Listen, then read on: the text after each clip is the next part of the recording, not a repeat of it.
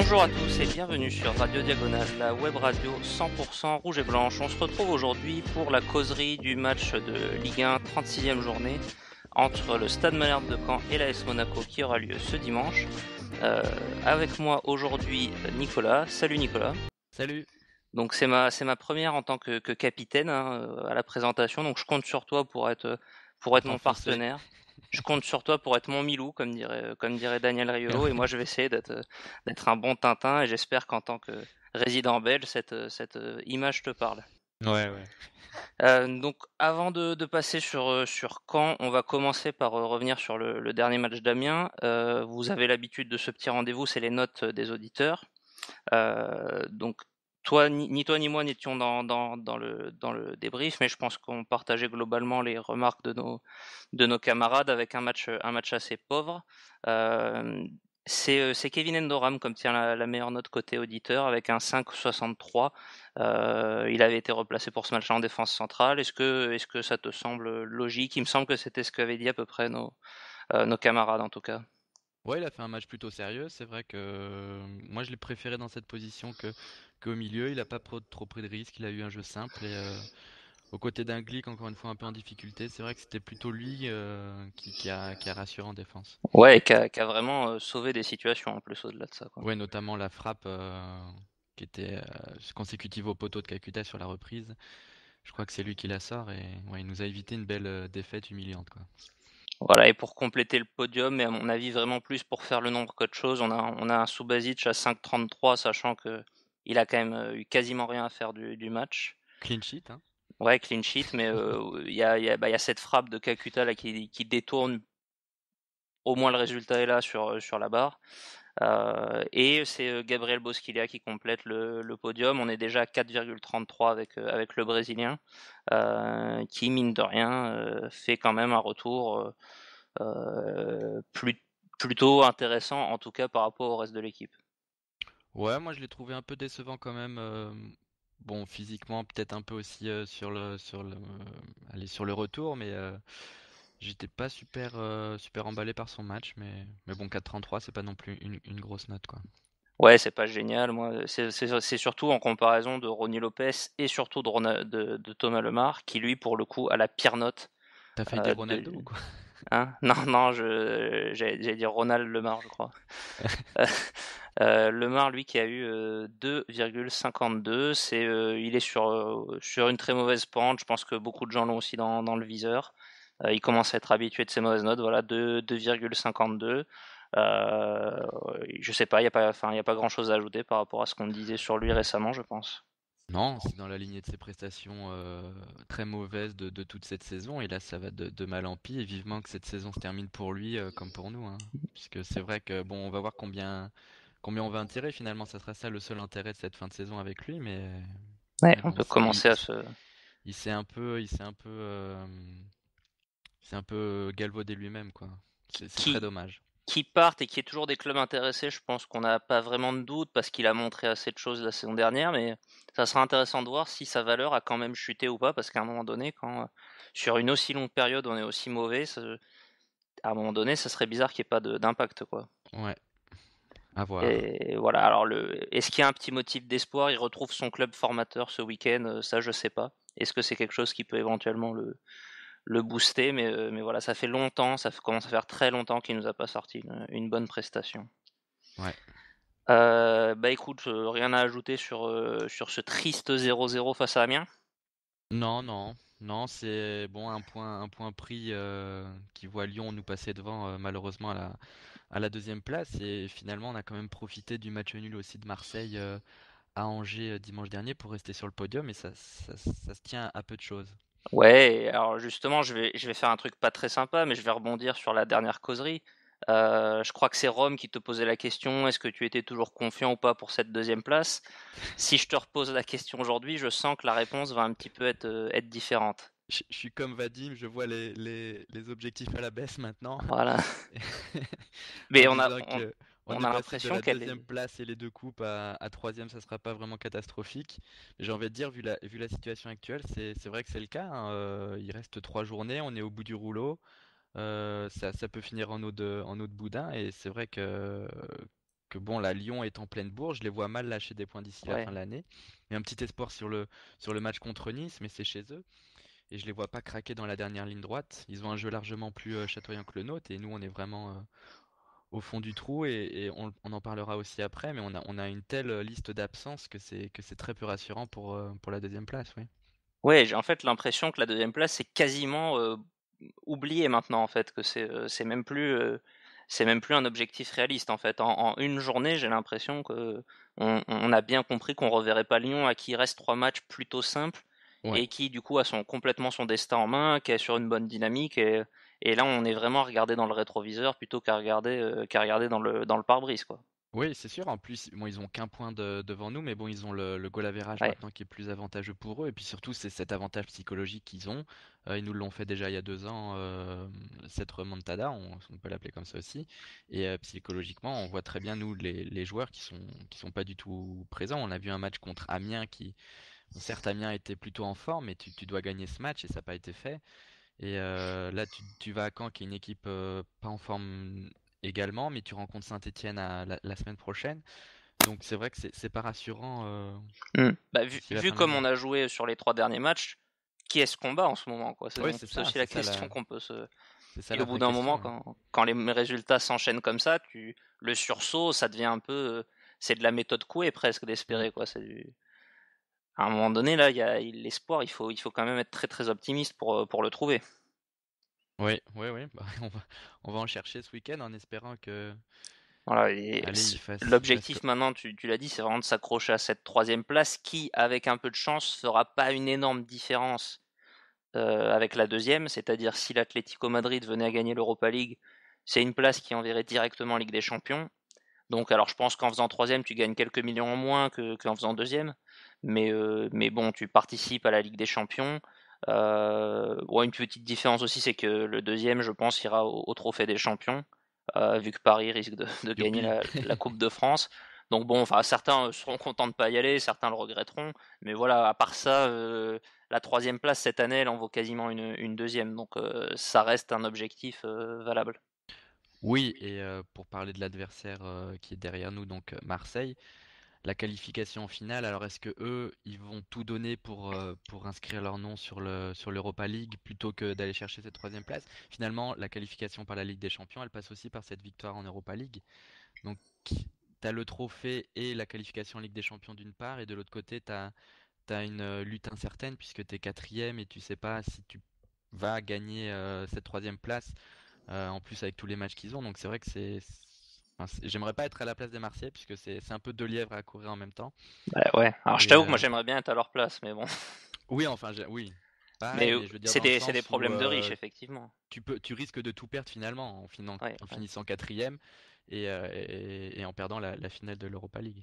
ouais. Après, bah, ça veut dire que tu auras aussi joué quelque chose, entre guillemets, quoi. Tu auras perdu, mais Ouais. tu auras joué quelque chose. Au-delà de ça, il y a deux aspects qui sont pas évidents à équilibrer, mais qui sont dans ce parcours européen de la fatigue. Là, ils ont quand même joué hier soir une prolongation à l'extérieur, alors que c'est pas loin d'être l'équipe d'Europe, je crois, qui a joué le plus de matchs.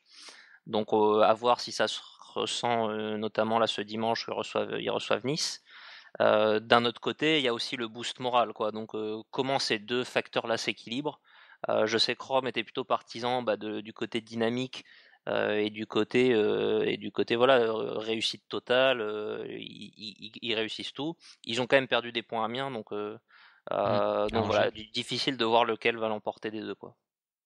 Oui, et puis Nice aussi qui est en lutte pour l'Europe, va pas se laisser faire. Je pense que c'est vraiment dimanche où on va voir. Ils jouent à domicile, si j'ai bonne mémoire. C'est OM Nice. Ouais, donc ils jouent à domicile, donc oui, il y aura la ferveur. Peut-être que ça va les pousser, mais c'est là où on va voir si vraiment ils sont vraiment dans cette dynamique comme dit Rome, ou ils sont crevés de leur exploit européen. Ouais. C'est vraiment le match tournant, moi, je pense, pour la journée capitale. Soit on reprend des points sur l'OM en allant gagner à Caen et eux en perdre contre Nice, soit on fait un mauvais résultat et eux font un résultat soit match nul, soit victoire. Et là, je pense que c'est fini pour le podium d'ici la fin de Ouais. saison. Ouais, bah, du coup, peut-être que enfin, même sûrement pour une fois, nous serons, supporters de nos ennemis niçois, pendant 90 minutes, et à nouveau, quand ils vont jouer contre Lyon, voilà, ça Ouais. on aura le cœur rouge et noir pour quelques minutes. Tu parlais des absences, et là la liste est longue. J'espère que tu as du temps devant toi parce que je vais me lancer dans une énumération. Vas-y.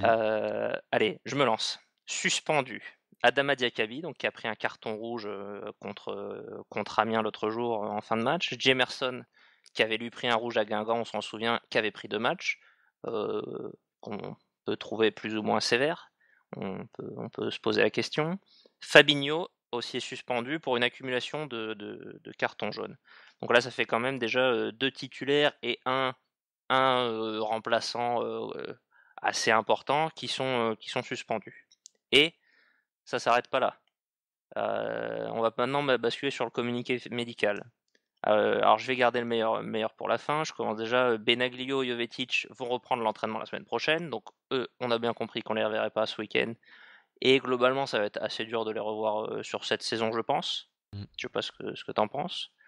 Benaglio, oui, Jovetic, si ça continue avec la liste des blessés comme ça devant, Ouais, ça ils serait vont. bien qu'il Est-ce revienne, qu'ils vont. même s'il joue sur une jambe, ça serait quand même bien qu'il. Sachant que lui a pas à se préserver pour une Coupe du Monde pour le coup. Non. Donc bon. On peut essayer de le forcer éventuellement. Adama Traoré a repris la course. Bon, on comptait pas tellement dessus, on comptera pas sur lui ce week-end. Djibril Sidibé poursuit les soins, il sera pas là. Keita Baldé reste en soins, il sera pas là. Et Georges, entraînement spécifique suite à une contusion au genou gauche, ça sent pas très bon. À côté de ça, il y a quand même deux plutôt bonnes nouvelles. Pietro Pellegrini qui a repris l'entraînement, Rachid Ghezal qui a repris avec le groupe. Et je disais, j'ai gardé le meilleur pour la fin. C'est Radamel Falcao, victime d'une contusion à la cuisse droite et qui est en soins. Et le communiqué médical l'annonce quasi forfait pour ce week-end. Donc là, c'est vraiment la grosse tuile. Ça fait, je sais pas, on doit être à 6 ou 7, on doit être à la moitié de l'équipe titulaire qui est out et à des remplaçants assez importants, quoi. Oui, c'est un peu comme la semaine passée. Je sais plus si tu avais vu passer cette stat, mais le banc de l'AS Monaco l'année dernière, la semaine dernière, la moyenne d'âge était de à peu près de 20 ans. Il y avait personne sur le banc, sur le terrain, il y avait pas grand monde non plus. Là, pour dimanche, on est dans le même cas de figure, avec, comme tu dis, Ouais. une liste de blessés, de joueurs importants qui sont sur la touche. Et du coup, quand on essaye de faire l'équipe, il y a pas grand monde et ça va être très difficile, encore une fois, pour Jardim de faire un 11 compétitif avec toute la pression de cette fin de saison, la pression psychologique. Pour les jeunes joueurs, ça va être très difficile, je pense. Ou alors, justement, vu que ça peut être aussi positif pour eux dans la mesure où ils ont rien à perdre, ils commencent et, euh, et ça, ils auront pas cette pression peut-être que qu'ont les titulaires habituels. Ouais, bah, alors tu parlais d'une éventuelle compo. Si on s'essaye un petit peu au jeu, du coup, là, il y a pas énormément d'options de toute façon. Bon, dans les buts, je pense qu'il n'y a pas de suspense, hein. On aura la mise sous Basic. Même si certains mènent une croisade plutôt en faveur de Sedussi, ou enfin, je pense que de n'importe qui plutôt que Subasic. Bon, en tout cas, il n'y a pas de suspense. Leonardo Jardim fera jouer le Croate. Oui, bah, je vois pas la raison pour laquelle il le mettrait sur la touche à 3 journées de la fin, à part foutre le bordel dans le Oui, vestiaire, ouais. si tu l'as pas fait avant, c'est pas maintenant, a Ouais, voilà. priori, que tu vas le faire, quoi. La défense, si je pars de l'hypothèse qui me semble la plus probable que Georges n'est pas là, pour moi, il y a pas de choix. En fait, il y a que quatre joueurs disponibles. Mm. Comme la semaine dernière, Euh, oui. ouais, ce serait Almami Touré, Camille Glick, Kevin Endoram et André Aradji. Donc ouais, ce serait la même défense alignée que face à Amiens. Et avec sur le banc, a priori, il y aurait le Julien Serrano, quoi. Ouais. Ou à moins d'aller chercher encore un jeune en CFA. Donc cette défense, enfin j'ai même pas envie de te dire si c'est la défense que tu alignerais, que tu alignerais pas, mais il y a même pas tellement de choix en fait, quoi. Non, et puis, bon, on en a parlé, hein, Endoram a plutôt été pas mal en défense centrale. Après, on connaît les autres joueurs, notamment Glick et Radji, c'est des cadres du vestiaire, c'est des cadres de l'équipe, ils doivent être au niveau. Et la semaine dernière, Radji était sorti en cours de match. C'était Lemar de mémoire qui avait pris sa place Ouais. Donc voilà, il y aura toujours cette possibilité en cours de match si jamais il y a un problème avec Raji. Mais a priori, oui, cette défense, elle devrait tenir le match.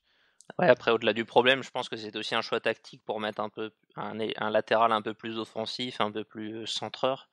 S'il y avait vraiment un problème physique et que il y aurait pas forcément de nécessité de changer les plans, ce serait peut-être plutôt Serrano pour le coup, qui pourrait pas faire ses débuts, qu'il a joué contre Guingamp, mais qui pourrait jouer encore à nouveau, quoi.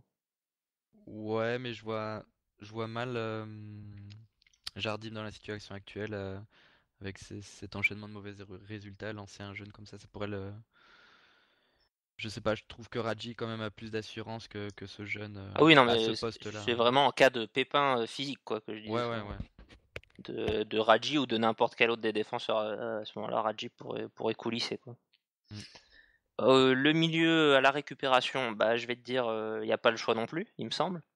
Fabinho n'étant pas là, Kevin Endoram glisse en défense centrale. On n'a plus que deux joueurs aptes, qui sont les deux idoles de Rome.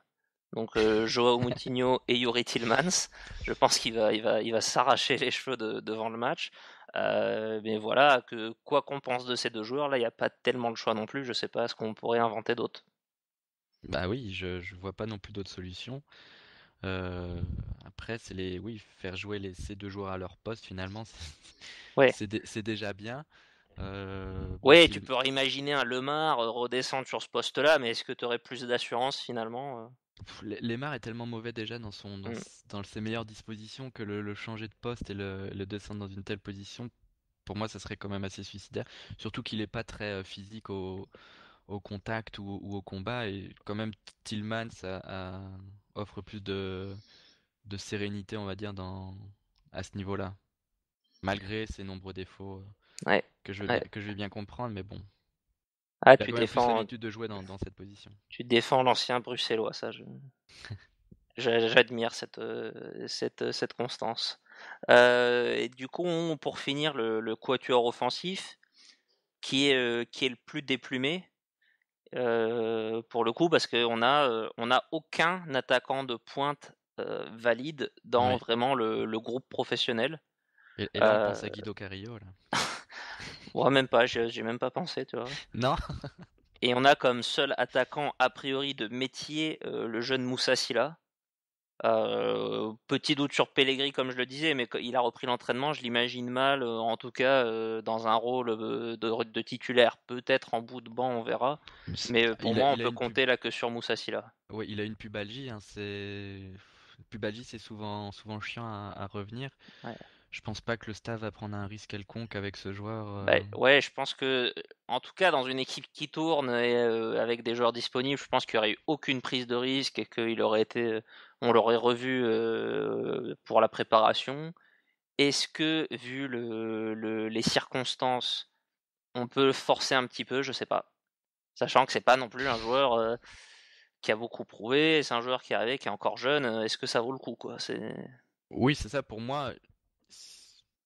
Vu l'état actuel de l'effectif, s'il a, vu ce qui reste, ça serait lui qui devrait être titulaire, Ouais.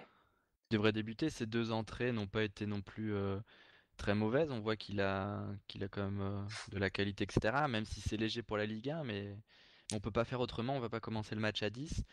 Diakabi, malheureusement, il Hmm. s'est écarté lui-même, donc Ouais.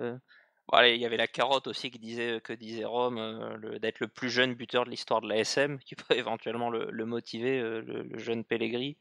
Mais à part ça, je serais quand même assez surpris de le voir. oui, Du pareil. coup, je disais Moussa Sylla, seul attaquant de pointe. Encore, est-ce que c'est vraiment un attaquant de pointe? Je sais pas, mais seul vrai attaquant disponible. Euh, on en discutait un petit peu entre nous avant. Éventuellement, comme option, il y aurait de mettre un Ronny Lopez, voire un Jordi Mboula en pointe. C'est pas trop leur registre, mais pour bon, ce qu'ils peuvent dépanner sur un match peut-être.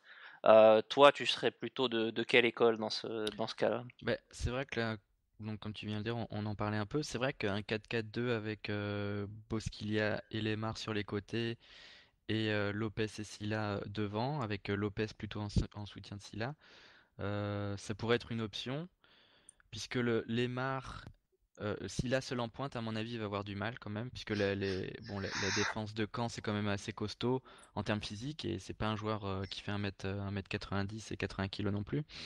Donc l'aider sur ce plan-là et peut-être avoir un joueur qui tourne autour de lui, comme Lopez,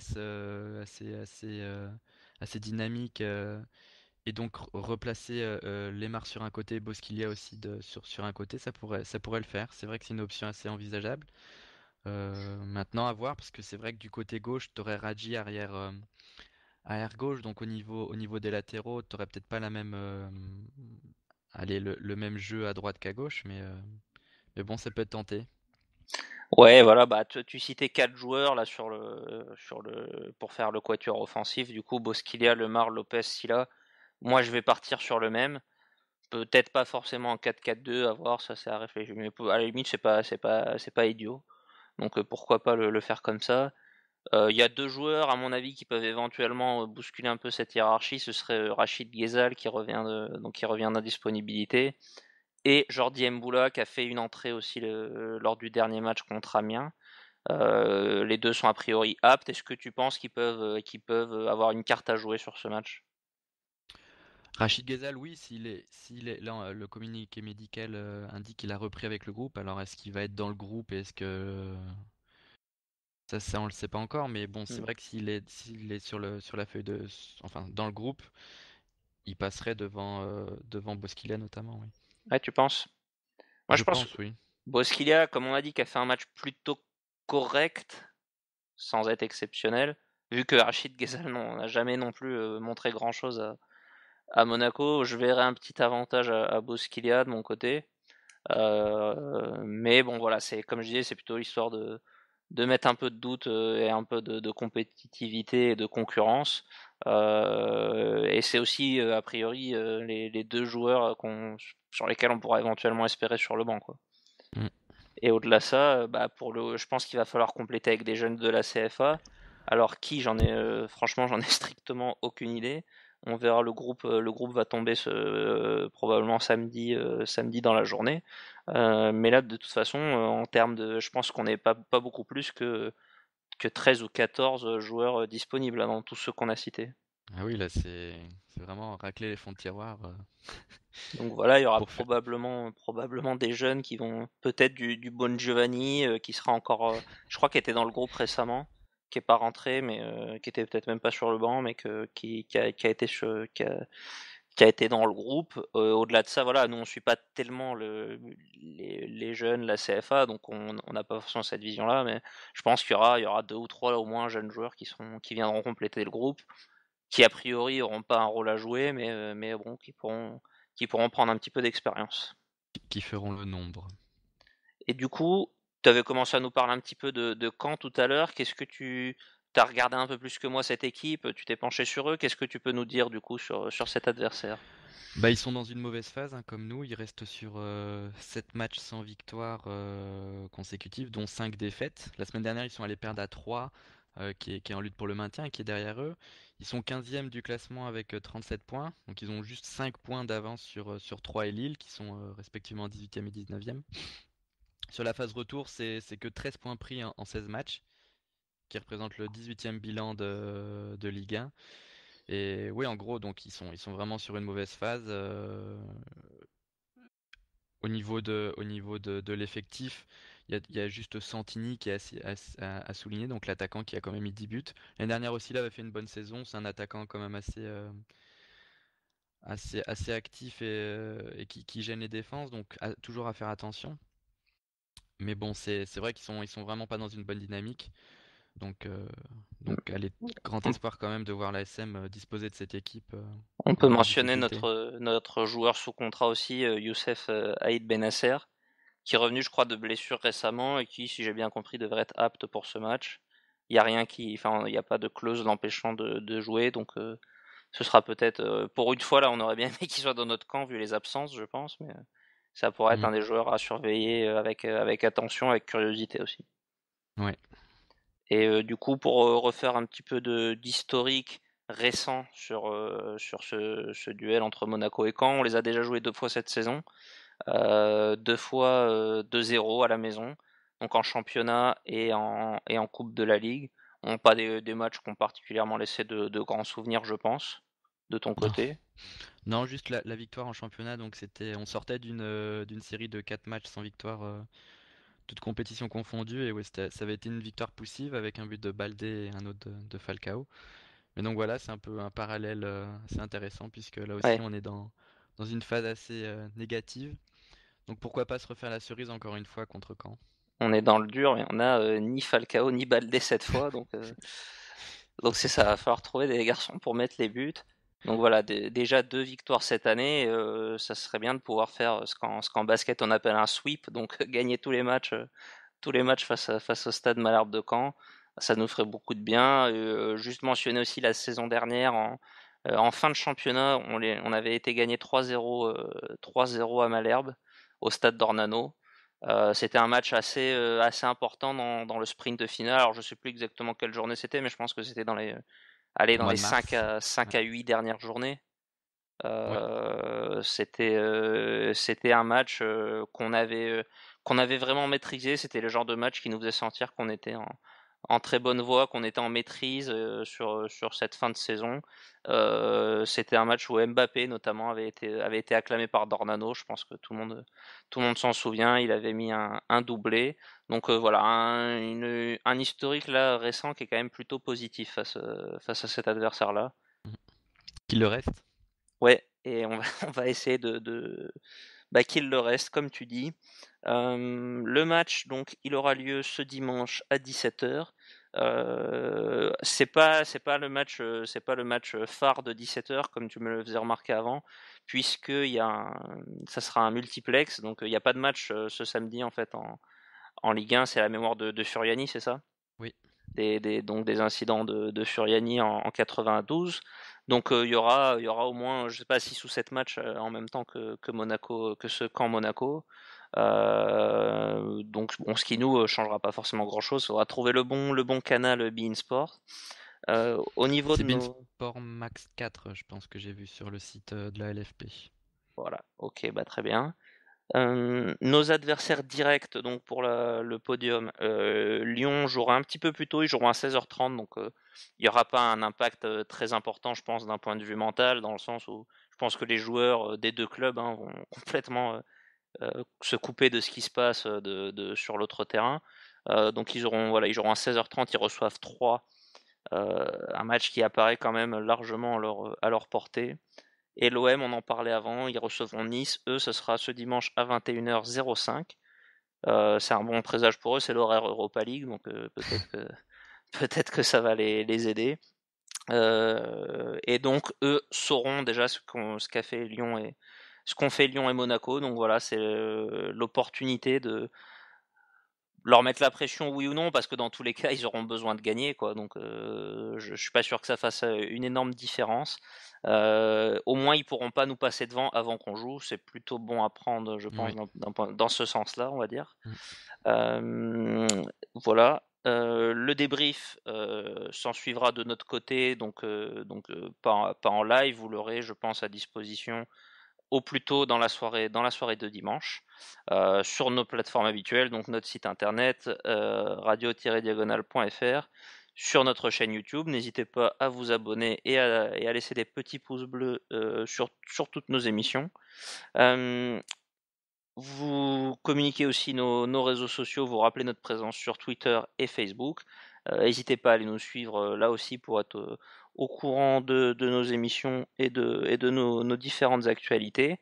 Avant de vous quitter, petite note personnelle aussi pour passer un petit encouragement à nos basketteurs de la Roca Team, donc pour tous ceux qui nous suivent, qui aiment bien aussi l'équipe de Monaco, l'AS Monaco Basket qui joue ce week-end le Final Four de Ligue des Champions de basket.